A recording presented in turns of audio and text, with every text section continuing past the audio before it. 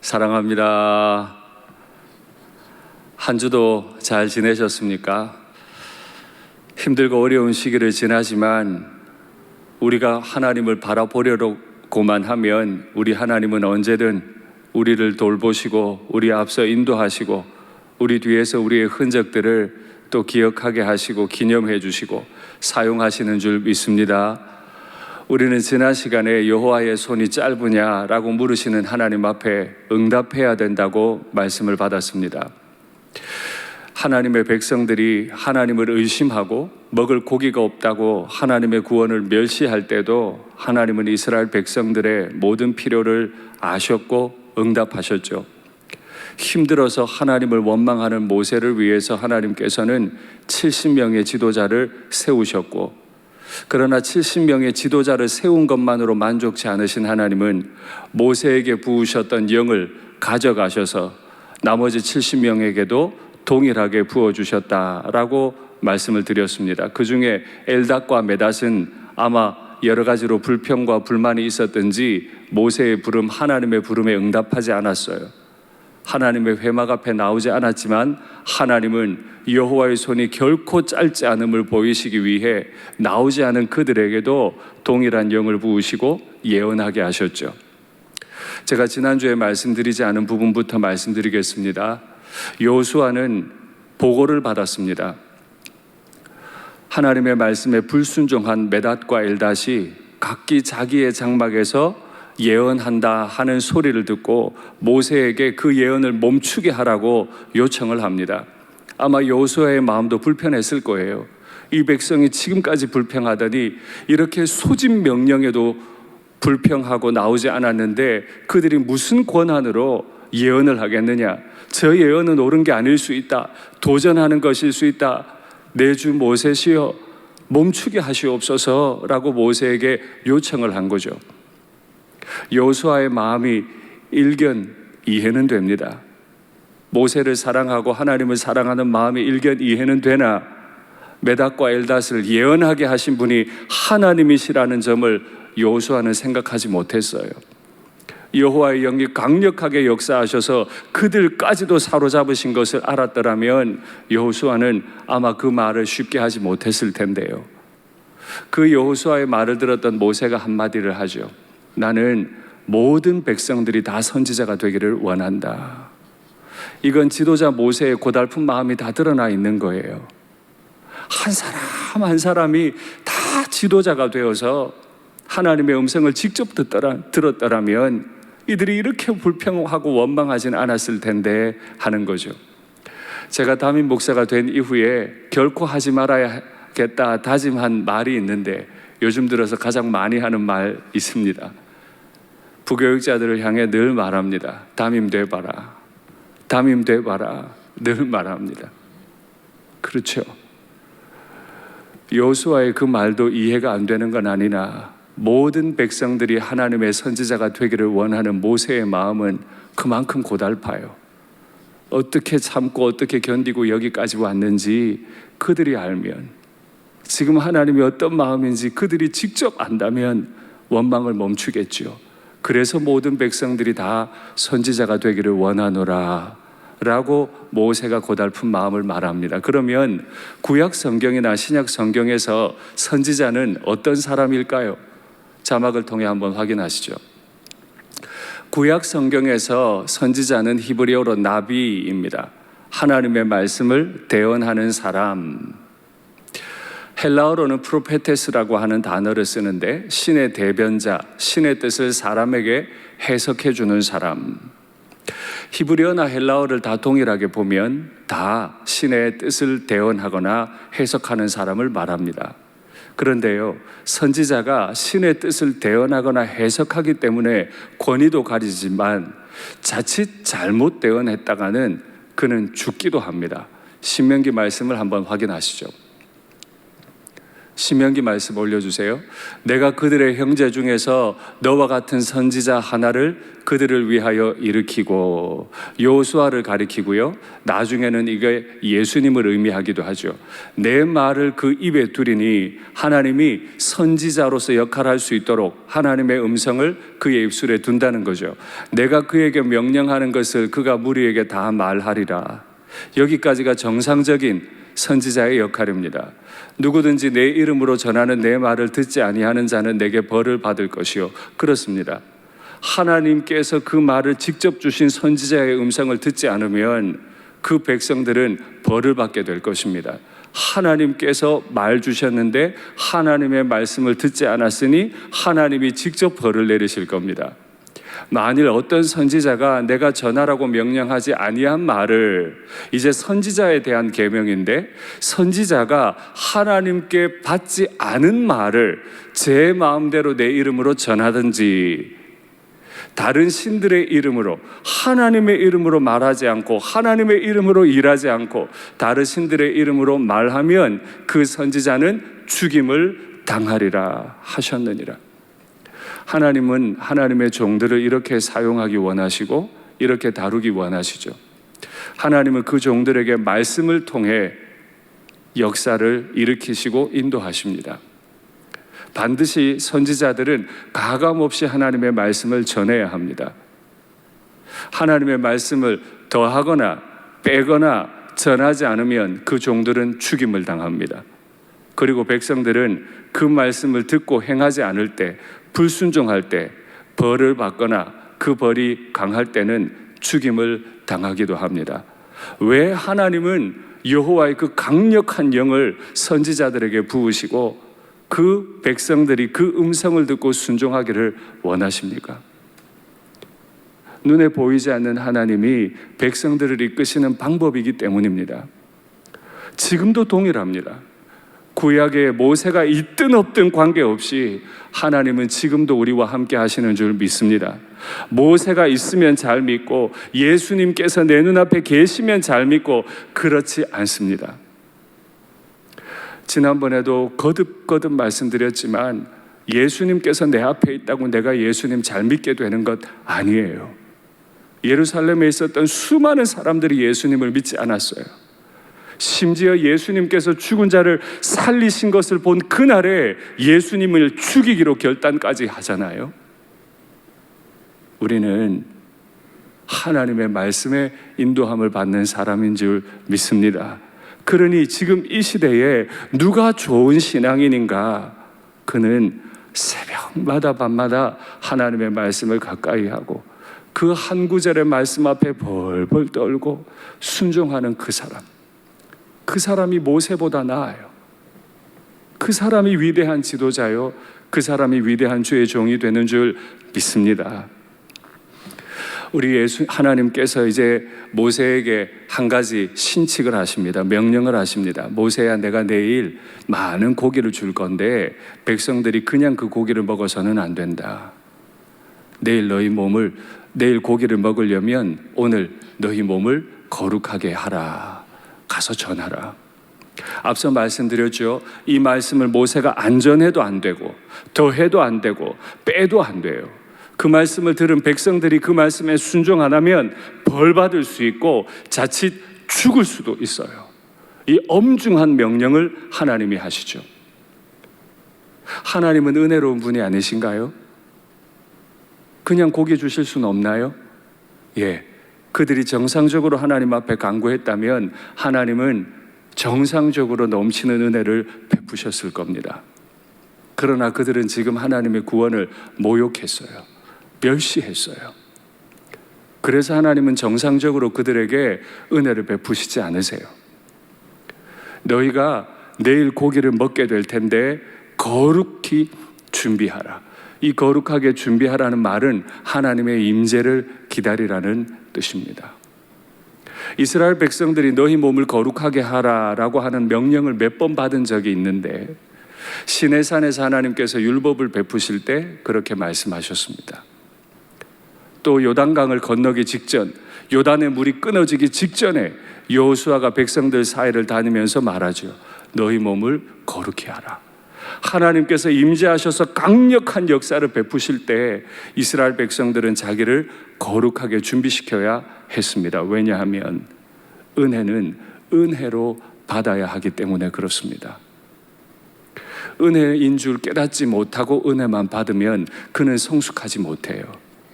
오히려 은혜 가운데서 범죄하게 되죠. 우리를 날마다 인도하시고 인도하시는 그 하나님의 은혜를 지금 깨닫고 계십니까? 혹 당연한 것으로 여기지 않으십니까? 무리바의 반석을 깨트리셔서 물을 내신 것이 당연하니까, 홍해를 건넌 것이 당연하니까, 아말렉을 이긴 것이 당연하니까, 만나가 너무 당연하니까 모든 게 불만이에요. 세상에 그 누구도 경험하지 않은 은혜를 다 경험한 백성들이 자기들이 겪고 있는 이것이 당연하니까 곡이 없는 게 하나님을 멸시하고 불평하는 이유가 되고 말잖아요. 그러니 여러분, 오늘 기도회 자리에서 우리가 깨달아야 할 것 하나 있습니다. 하나님의 은혜는 결코 당연하지 않습니다. 하나님께서 우리에게 베푸신 은혜는 우리에게만 베푸신 은혜, 오늘 탄식하며 기도하는 우리의 기도를 들으시고 베푸신 바로 그 하나님의 은혜인 줄 믿습니다. 하나님께서 왜 고기를 주신대요? 너희들의 말이 내 귀에 들렸기 때문이라. 여러분, 이 구절을 한번 곱씹어 보세요. 너희들의 말이 내 귀에 들렸기 때문이다. 수에 칠 가치나 있는 백성입니까? 문제를 만날 때마다 하나님을 멸시하고 모욕한 백성들이 또 복이 없다고 하나님 앞에 떠든다고 하나님이 그 말씀을 들을 이유가 있습니까? 그런데 하나님은 그 말씀을 또다시 들으세요. 이것이 우리가 섬기는 우리의 하나님입니다. 이제 하나님이 우리 가운데 베푸신 은혜를 멸시하지 말고 내 인생에 또다시 집중해 주시고 이 부정한 입술에 집중해 주시는 나의 하나님께 나도 집중하는 은혜가 있으면 참 좋겠습니다. 그렇게 하나님께서 신칙을 명령하셨는데 백성들은 어떤 입장이었나요? 백성들은 하나님을 원망했어요. 하나님의 구원을 멸시했어요. 이 고기를 좀 먹고 싶다고 하나님의 구원을 멸시하기를 울면서 멸시했어요. 우리가 왜 애굽에서 나왔던 거, 구원하신 하나님 앞에 하는 말이 왜 내가 예수 믿었던 거, 지금 이렇게 말하는 것과 같아요. 백성은 이러면 안 되잖아요. 혹 가정 경제가 어려울 수 있잖아요. 자식들에게 먹고 싶은 거 못 해줄 수 있고 자식들이 가지고 싶은 거 못 사줄 수 있어요. 그때 부모의 은혜를 아는 자식이라면 죄송해서라도 사달라 더 달라는 말 못 할 거예요. 그러나 그만큼 성숙하지 못했더라도 아버지 어머니가 얘야 이번엔 좀 힘들겠다라고 대답하면 잠잠히 그래 여태까지 우리 부모님이 날 위해 노력하셨어 생각할 텐데, 못난 자식들은 왜 고기도 못 사줄 거면서 왜 낳았냐고, 고기도 못 사는 집에 왜 내가 태어나야 됐냐고. 여러분, 이 말을 자식들로부터 듣는다면 마음이 어떠시겠습니까? 반석을 깨트려 수백만 명과 짐승들이 다 먹을 물을 주셨는데, 홍해바다를 건너게 해주셨는데, 아말렉을 이기게 해주셨는데, 이 백성들이 하는 말은 고기가 없다. 왜 우리가 여기 나왔느냐? 돌아가자 하는 말이었습니다. 가당키나 한 말입니까? 우리가 인간사에서 들어도 괘씸하고 괘씸한 이야기인데 이 죄인이 하나님을 향해 할 수 있는 말이 아니잖아요. 그런데 이 백성들은 겁을 잃어버렸어요. 하나님을 두려워하질 않아요. 그러니 하나님이 명령하셔서 얘들아 너희 몸을 거룩히 해야 되겠다. 이대로 나 만났다가 너희 다 죽어. 그렇게 불평하고 원망하고 믿음 없는 태도로 나 만나면 너희는 다 죽어. 너희 몸을 거룩히 해라. 여러분, 하나님 만나실 때 거룩히 준비하십시오. 옷을 어떤 옷을 입는가가 중요한 것이 아니라 사모하는 마음, 두려운 마음, 오늘 내가 전능자 앞에 서는구나 하는 두려운 마음이 진실로 준비하는 마음인 줄 믿습니다. 그런데 여러분 기억하세요. 원망은 굉장히 심각한 전염병이에요. 지난주에 보셨지만 일부의 무리가 원망하기 시작하자 온 민족에게로 퍼져나갔는데 그 온 민족이 불평불만하자 지도자까지 원망하잖아요. 하나님께서 모세야 너희를 거룩하게 해, 내가 내일 너희 고기를 먹게 해주마 라고 하면 홍해를 경험했던 지도자 모세는 그렇죠 하나님, 하나님은 홍해도 가르신 분이니까 고기도 주실 수 있으실 거예요. 반석을 깨트려 수백만 명을 마시게 하셨으니까 분명히 고기도 주실 수 있을 거예요 라고 말하는 게 정상 같은데 모세는 그렇게 하지 않아요. 하나님, 보행하는 자가 60만 명입니다. 고기를 어디서 가져옵니까? 양떼를 모으고 소떼를 모으고 바다의 물고기까지 다 모은들 이 백성들 먹일 수 있겠습니까? 이게 모세의 대답이었어요. 예전 모세가 아니에요. 지쳐버린 모세예요.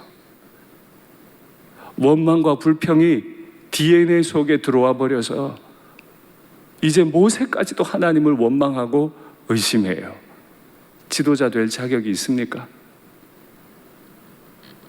모세 같은 지도자 폐기시켜야 되는 것 아닙니까?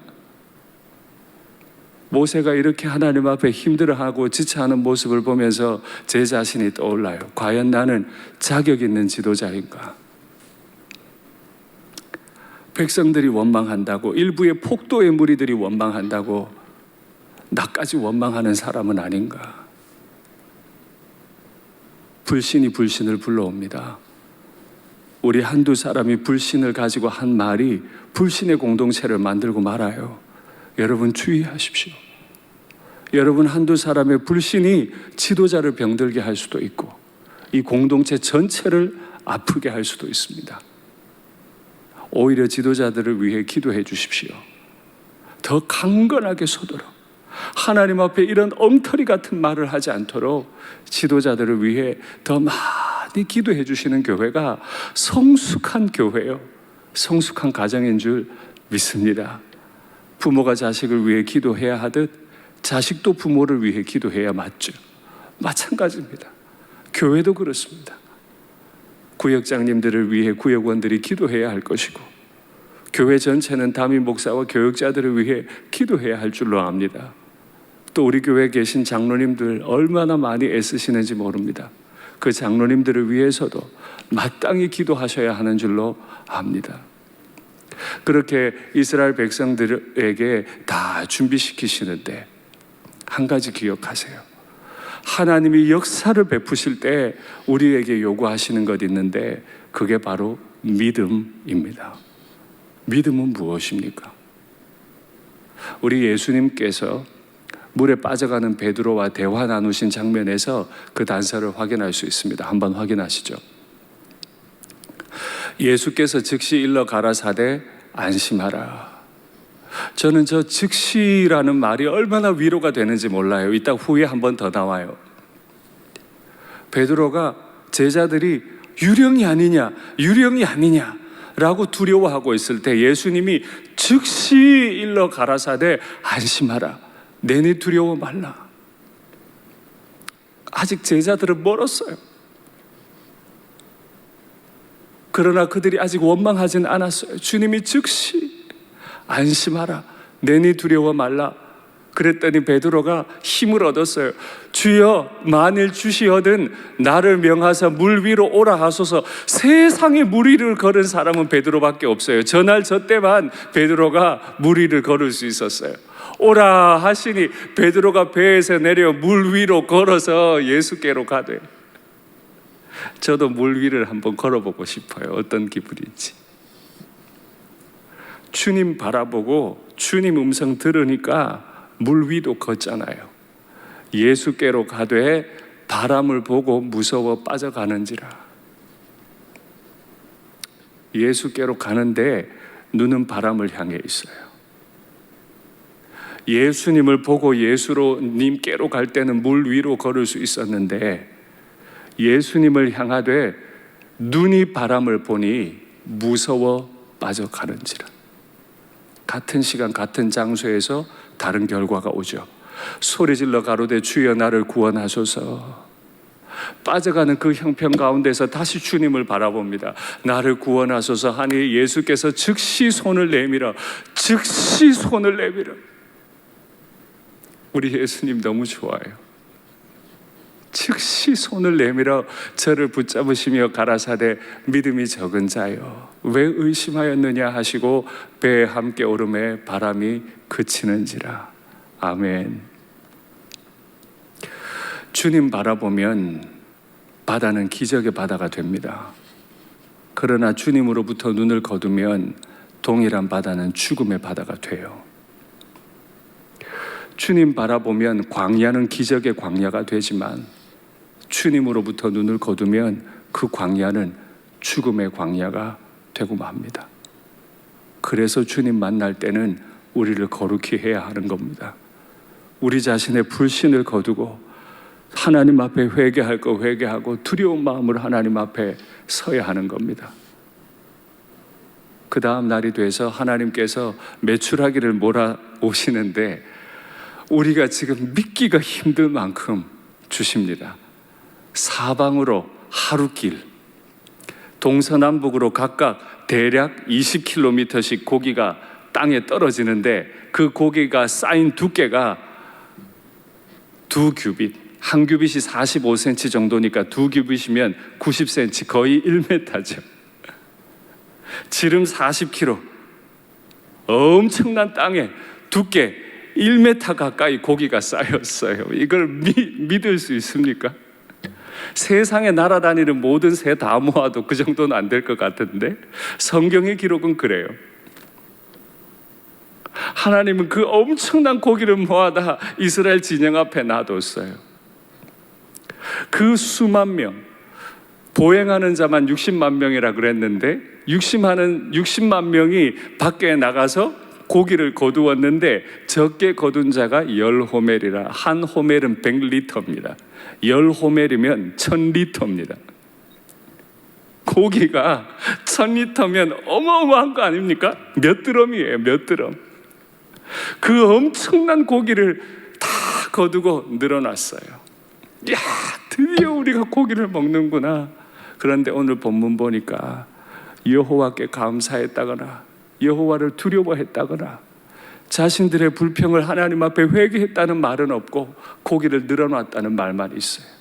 이야, 이제 드디어 고기를 먹겠구나. 잔치를 벌일 준비를 하는데 오늘 본문을 보니까 고기가 이 사이에 씹히기도 전에 하나님이 그들을 치셨다.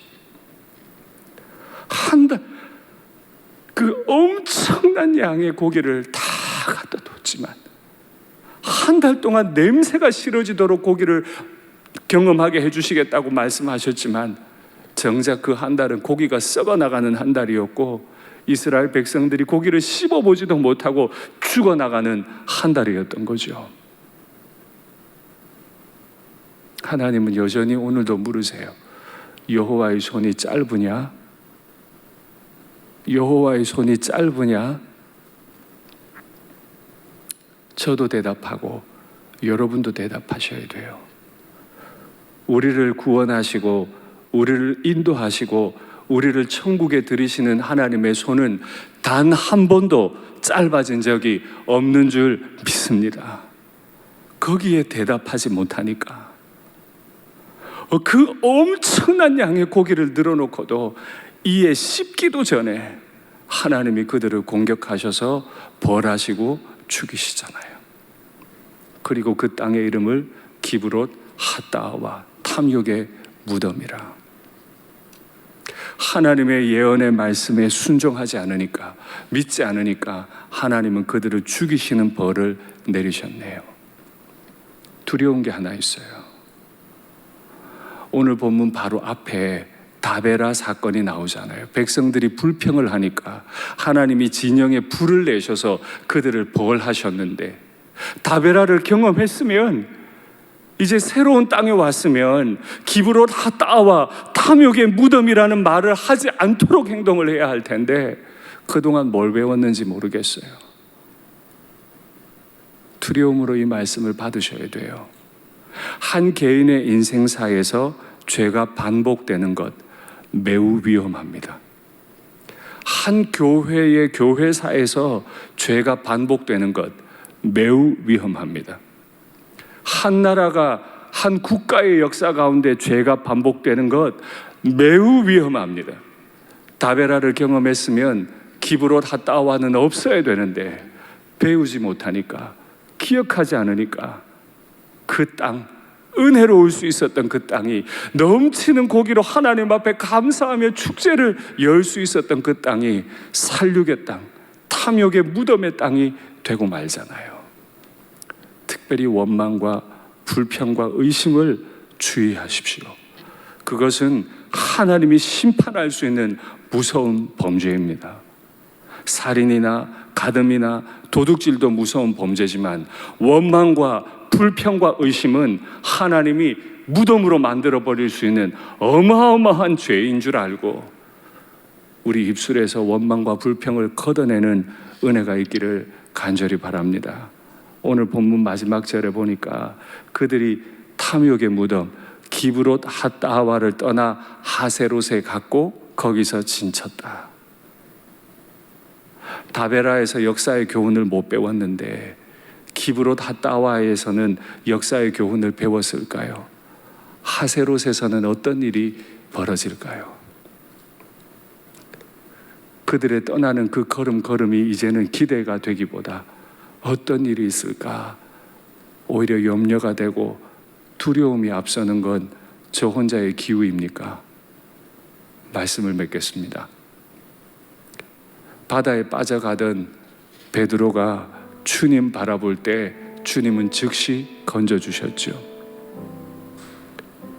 이스라엘 백성들이 하나님 앞에 그 죄인들이 어렵습니다 하면 하나님이 다 듣고 응답하셨어요. 그런데 우리는 믿음이 없어 하나님을 때로는 멸시하고 애굽으로 돌아가자고 말합니다. 이제 그 모든 무서운 죄를 멈추시고 하나님 앞에 우리를 거룩히 세우는 은혜가 있기를 간절히 바랍니다.